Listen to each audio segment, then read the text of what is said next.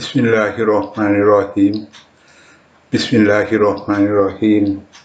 Assalamualaikum warahmatullahi wabarakatuh. Alhamdulillah. Alhamdulillahirabbil alamin. Allahumma sholli ala Muhammad wa ala ali Muhammad. Rabbi shrah li sadri wa yassir li amri wahlul 'uqdatam min lisani yafqahu qawli. Amin. Amin. Amin ya Allah. Bapak Ibu yang saya hormati, teman-teman yang berbahagia, ananda para pembelajar cerdas yang baik. Pada kesempatan ini kita akan belajar bersama tentang bentuk-bentuk penelitian yang pada akhirnya kita akan mengarah kepada pembelajaran tentang rancangan percobaan.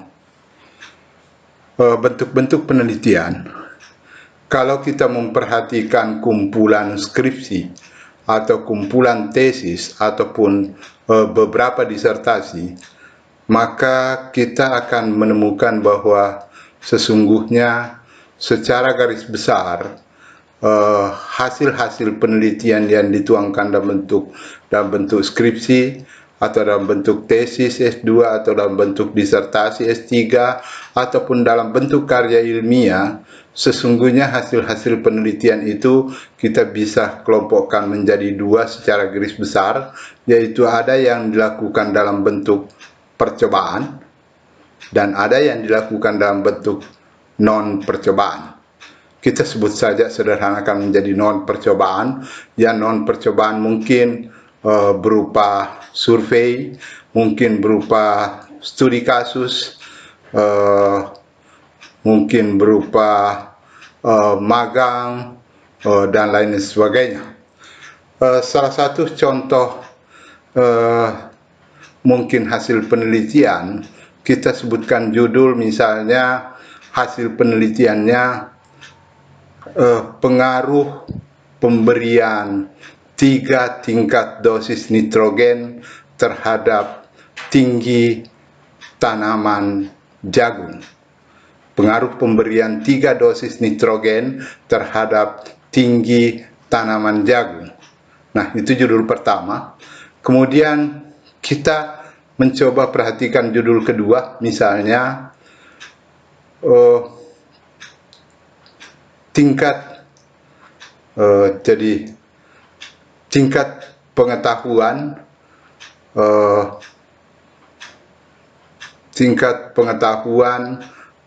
dan keterampilan petani dalam penerapan budidaya tanaman. Nah, itu judul kedua.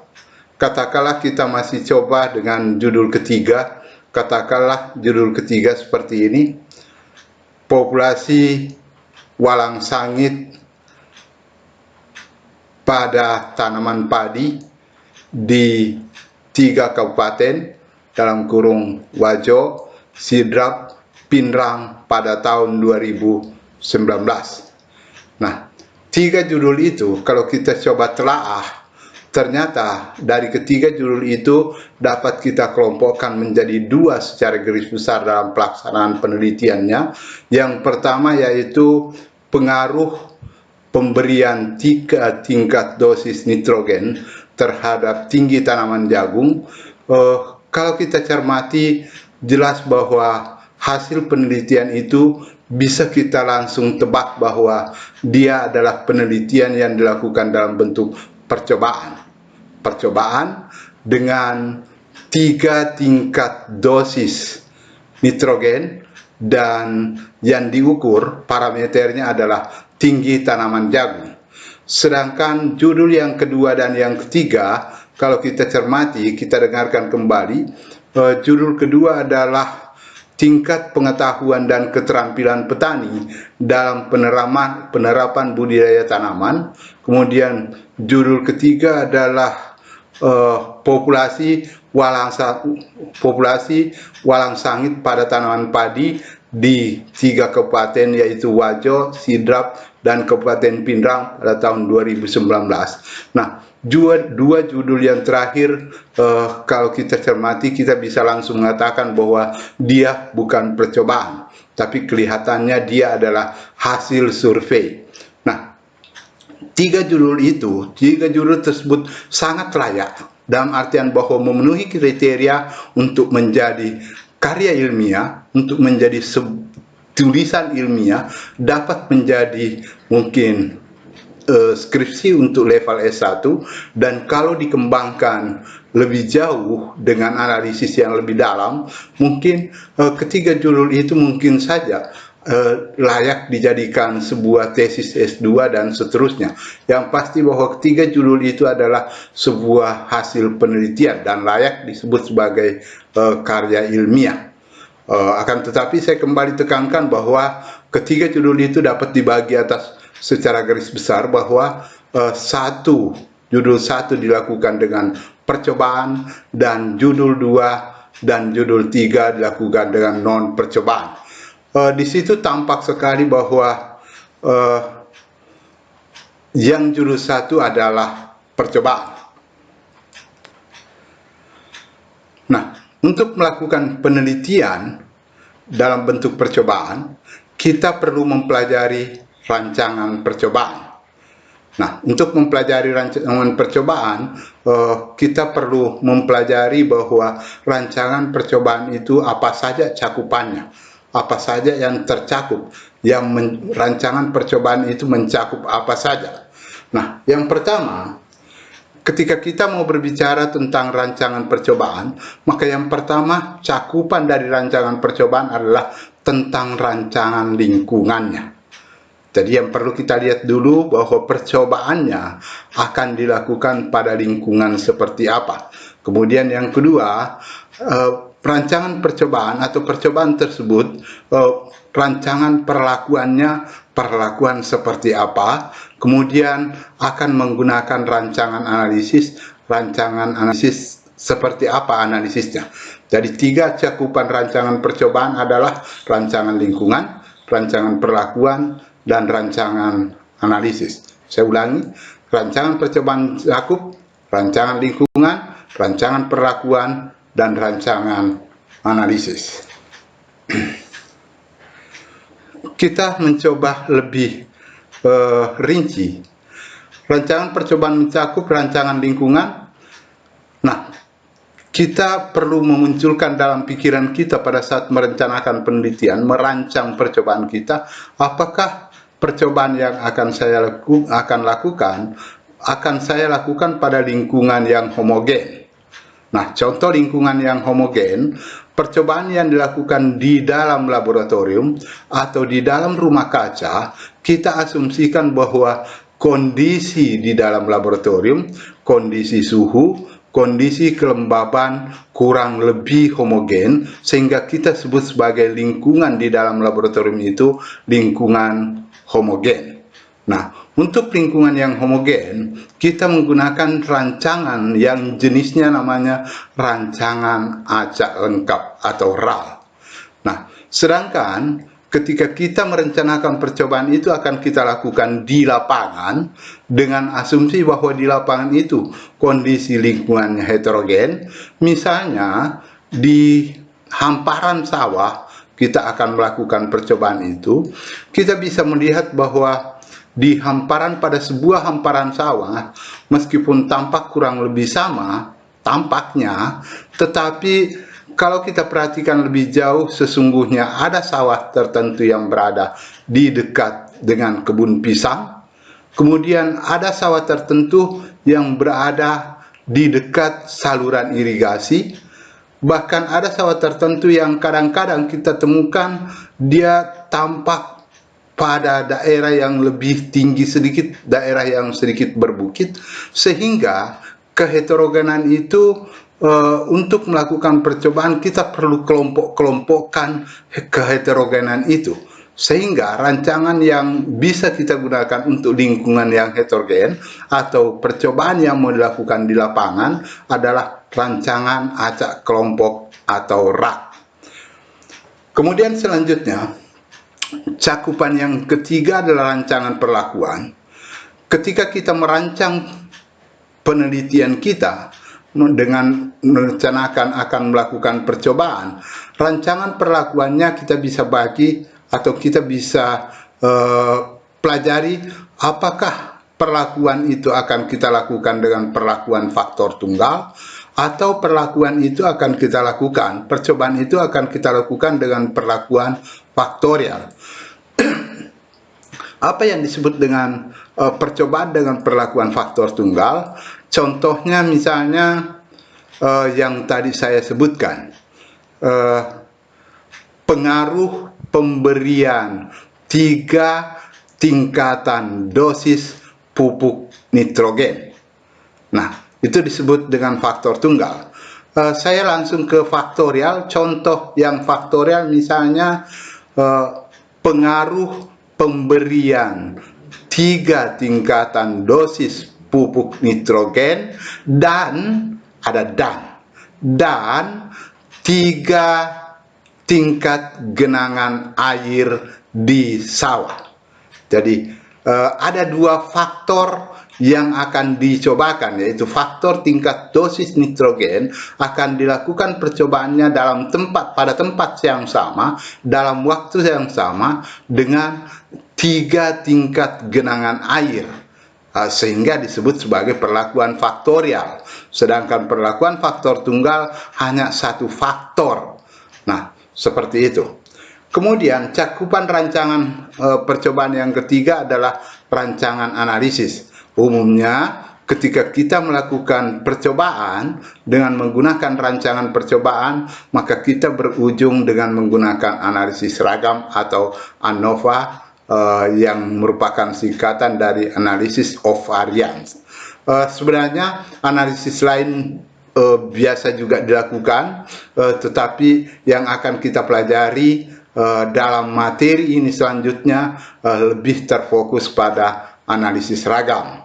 Hasil percobaan tidak harus analisis seragam, bisa saja dilakukan dengan analisis regresi atau analisis lainnya, tetapi analisis seragam yang akan kita pelajari terkait dengan materi kuliah ini.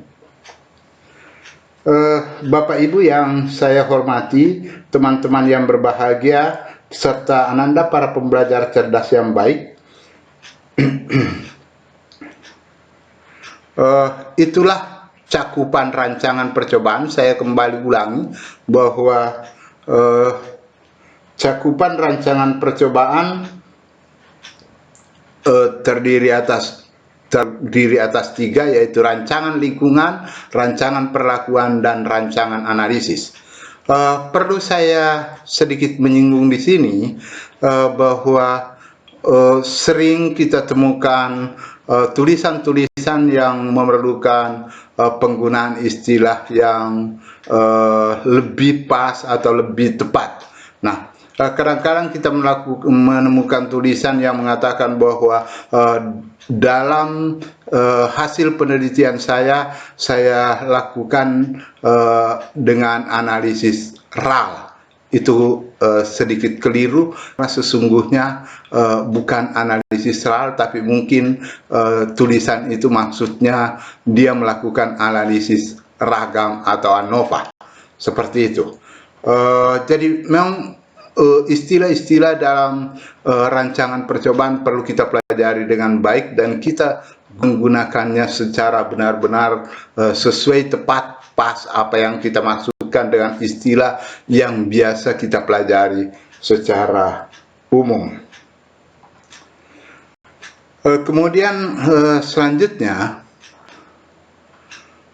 kita perlu mengetahui bahwa di dalam rancangan percobaan ada 3 prinsip dasar yang harus diterapkan, harus dilakukan. 3 prinsip dasar itu yaitu harus dilakukan adanya pengulangan. Apa itu pengulangan? Yaitu setiap perlakuan harus diulang. Jadi baik itu perlakuan tunggal maupun perlakuan faktorial harus diulang. Nah, diulangnya itu minimal 2 kali. Nah, khusus ada nanti yang kita pelajari lebih jauh yang kita sebut rancangan bujur sangkar Latin. Khusus untuk rancangan bujur sangkar Latin, jumlah ulangan harus sama dengan jumlah perlakuan. Karena jumlah ulangan dan jumlah perlakuannya sama disebut sebagai bujur sangkar. Seperti itu. Nah, kemudian prinsip dasar yang kedua bahwa ketika kita melakukan percobaan menggunakan rancangan percobaan, maka harus ada atau harus dilakukan pengacakan. Pengacakan apa itu? Yaitu penempatan perlakuan pada unit percobaan harus dilakukan secara acak. Pengacakan dilakukan sesuai rancangan percobaan yang digunakan. Nanti pada pembelajaran selanjutnya kita akan pelajari gimana caranya pengacakan untuk misalnya rancangan acak lengkap dan bagaimana caranya melakukan pengacakan untuk percobaan dengan rancangan acak kelompok berdasarkan atas rancangan lingkungannya. Seperti itu, harus tetap diingat rancangan lingkungannya yang mendasari pengacakannya. Kemudian prinsip yang ketiga bahwa di dalam melakukan atau menerapkan rancangan percobaan harus dilakukan kontrol lokal, yaitu kontrol percobaan harus dilakukan pada setiap unit percobaan. Maksudnya adalah bahwa pada setiap unit percobaan harus dilakukan kontrol lokal dengan sebaik-baiknya, dalam artian bahwa hanya perlakuan yang boleh berbeda antar unit perlakuan, antar unit percobaan. Semua faktor lain di luar perlakuan itu sedapat mungkin dibuat seragam atau dibuat terkendali, terkontrol dengan baik. Seperti itu, 3 prinsip dasar rancangan percobaan, yaitu mesti ada pengulangan, kemudian mesti ada pengacakan, dan mesti ada kontrol lokal. Kemudian ada beberapa istilah penting yang harus diketahui dalam rancangan percobaan. Di sini saya coba tuliskan 4. Untuk yang terakhir-terakhir ini, 3 prinsip dasar dan 4 dan istilah penting ini saya ambil dari bukunya guru saya, seorang guru saya yang mengajar saya ketika masih kuliah tahun 85. Beliau sekarang saya sangat hargai, dari dulu saya sangat hargai, beliau sangat cerdas. Beberapa istilah penting yang harus diketahui dalam rancangan percobaan yaitu ada yang disebut dengan perlakuan. Apa itu perlakuan? Perlakuan adalah prosedur yang pengaruhnya hendak diukur atau dibandingkan dengan perlakuan lainnya. Kemudian unit percobaan atau satuan percobaan adalah satuan bahan atau tempat dilaksanakannya setiap perlakuan yang akan dicobakan. Ini akan menjadi jelas. Istilah nomor 1, istilah nomor 2 akan tetap kita gunakan untuk selama semester ini, selama belajar mata pelajaran ini, akan kita gunakan terus dan akan menjadi jelas. Insya Allah pasti di akhir semester semuanya paham benar, oh inilah perlakuan, inilah unit percobaan. Kemudian istilah yang ketiga ada yang disebut dengan faktor. Faktor adalah sesuatu yang akan dilihat pengaruh atau dibandingkan. Misalnya pembupukan nitrogen yang saya katakan di awal, 3 tingkat dosis pupuk nitrogen, itu yang disebut dengan faktor. Pupuk dosis nitrogen itu disebut sebagai faktor. Jarak tanam itu disebut sebagai faktor. Varietas itu disebut sebagai faktor. Konsentrasi insektisida misalnya itu disebut sebagai faktor. Nah, di dalam percobaan, faktor ini bisa terdiri dari satu faktor. Nah, untuk percobaan yang menggunakan satu faktor, itulah yang disebut dengan percobaan dengan perlakuan faktor tunggal.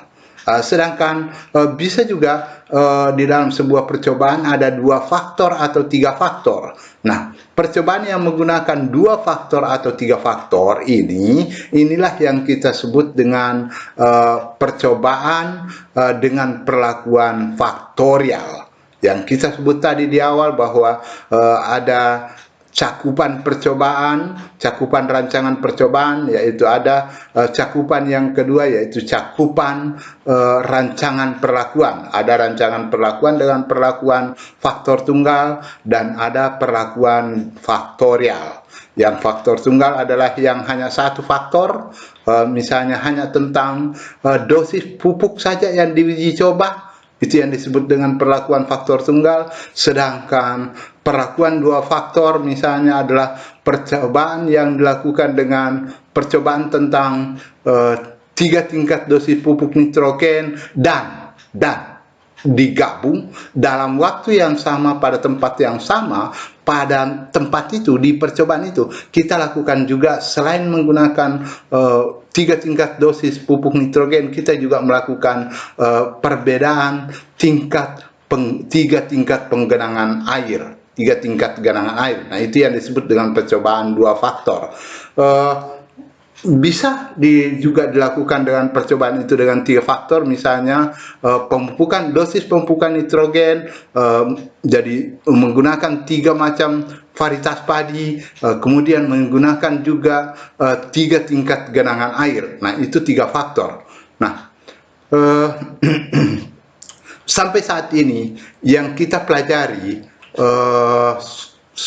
generasi sebelum kita, kakek nenek kita belajar rancangan percobaan masih sampai 3 faktor. Sampai saat ini percobaan lebih dari 3 faktor belum bisa kita lakukan. Masih terlalu sulit membayangkannya, sulit melakukannya, sulit menganalisisnya, bahkan tidak ada yang berani melakukan untuk memikirkannya.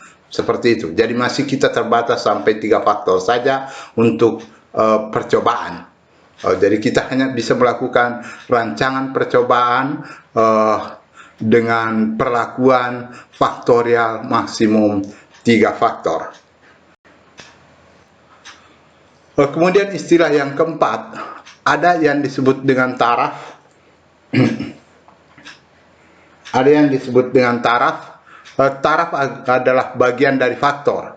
Misalnya pemupukan nitrogen, jadi sebagai faktornya pemupukan nitrogen, dosis pupuk nitrogen, faktornya terdiri dari di sini ada 1, 2, 3, 4, 5. Nah, dosis pupuk nitrogen yang di sini ada 5 taraf, yaitu taraf 0, 30, taraf 30, taraf 60, taraf 90, dan taraf 120 kg per hektar. Kemudian contoh lain, faktor jarak tanam terdiri dari 3 taraf.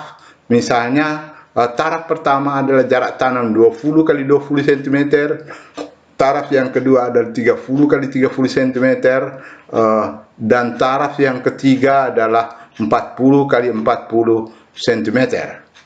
Kemudian contoh lain, faktor yang lain misalnya faktor konsentrasi insektisida.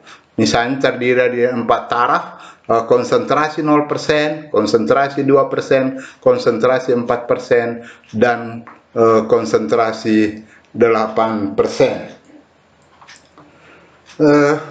Anda para pembelajar cerdas yang baik, perlu saya review sedikit kembali bahwa pada kesempatan ini kita belajar beberapa poin. Poin pertama adalah kita belajar tentang cakupan rancangan percobaan. Cakupan rancangan percobaan mencakup 3 hal, yaitu rancangan lingkungan, rancangan perlakuan, dan rancangan analisis.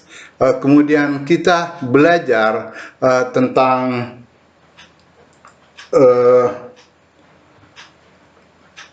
tiga prinsip dasar yang harus ada dalam penerapan dalam melakukan percobaan, yaitu ada pengacakan, ada ulangan, dan ada lokal kontrol.